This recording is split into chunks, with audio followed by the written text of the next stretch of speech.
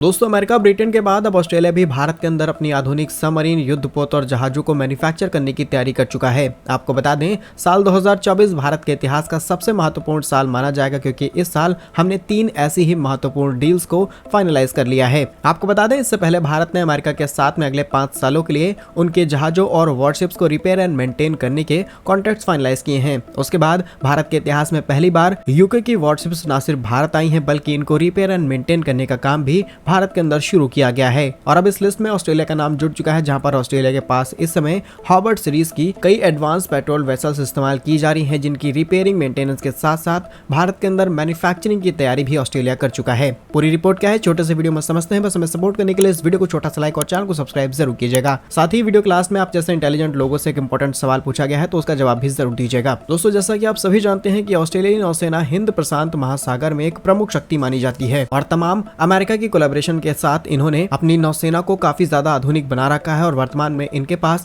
Hobart series के destroyers, आराफुरा series के patrol vessels जैसे आधुनिक युद्धपोत इस्तेमाल किए जा रहे हैं और कई ऐसे स्टेल्थ टेक्नोलॉजीज भी इस्तेमाल की जा रही हैं, जिनको रेडार या फिर एडवांस रेडार तक में पकड़ पाना बहुत ज्यादा मुश्किल है। लेकिन इसमें भारत का एंगल कहां से आता है? तो हाल ही में भारत के उच्चायुक्त ने ऑस्ट्रेलिया के एक प्रमुख जहाज मैन्युफैक्चर करने वाली कंपनी और प्रतिनिधि मंडल से मुलाकात की है। दोनों ही देशों ने जहाज मैन्युफैक्चरिंग, सबमरीन्स और युद्धपोतों को बड़े स्तर पर मैन्युफैक्चर करने के लिए इंटरेस्ट दिखाया है और वो लगातार उन कंपनी से बात कर रहे हैं जो भारत के अंदर इस इंडस्ट्री में काम करती हैं। लिस्ट के मुताबिक पहली है GRSE यानी कि Garden Reach Ship Builders and Engineers, दूसरी है पंचगोट डक शिप लिमिटेड, तीसरी है Goa Shipyard Limited, Hindustan Shipyard Limited जैसी बड़ी कंपनीज के साथ में बातचीत करके और पार्टनरशिप करके साल 2024 और 25 में काम शुरू किया जाएगा। इसमें खासकर तटरक्षक, युद्धपोत और ट्रांसपोर्टेशन शिप को मैन्युफैक्चर किया जाएगा। और होने वाली इस पार्टनरशिप से भारत और ऑस्ट्रेलिया दोनों को ही फायदा है। अगर बात की जाए भारत के फायदे की, तो भारत को ऑस्ट्रेलिया की तकनीक मिल जाएगी। भारत अपने युद्धपोतों को और ज्यादा आधुनिक कर सकता है। साथ ही साथ